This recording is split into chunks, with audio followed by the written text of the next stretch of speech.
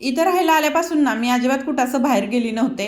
तर म्हणलं आज चला सुट्टी आहे तर जाऊन येऊ बाहेर थोडंसं फिरून. आणि इथं फिरण्यासारखं म्हणजे कसं बीच आणि टेम्पलच आहे आणि बाहेर जायचं म्हटल्यानंतर पाण्याची बाटली तर मस्ट आहे, ती घेतलीच पाहिजे. आणि आपल्याला तर सवयच असते की कुठं जायचं म्हटलं की पाण्याची बाटली पाहिजेच पाहिजे. तर आम्ही पहिल्यांदा आम्हाला जाताना पार्क लागला म्हणून म्हटलं चला पार्कमध्ये जाऊ, एवढ्या लांब आलोच आहोत तर सगळं बघून घेऊ. तर पार्कमधून पण असा समुद्राचा व्ह्यू होता, खूप छान असं दिसत होतं सगळं. व्ह्यू वगैरे खूप छान असतात इकडं.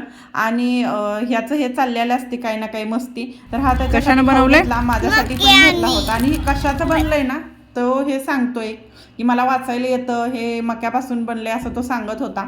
जास्त टाइम नव्हतं झाला पण एवढा अंधार पडला होता. तिथून पुढं आम्ही दुसऱ्या बीचला गेलो होतो, ऋषिकोंडा बीचला गेलो होतो. तर ह्याचं हे मातीत असं खेळणं कायमच चालू असतं. तिथून त्याला असं खेळणी वगैरे दिसली, तो तिथूनच रडायला लागला, मला पाहिजे पाहिजे. मग त्याच्यासाठी घेतलं. जवळच टेम्पल होतं म्हणून टेम्पलला पण जाऊन आलो, प्रसाद घेतला टेम्पलचा आणि आम्ही घरी आलो. एवढा कंटाळा आला होता ना, तर चला बाय.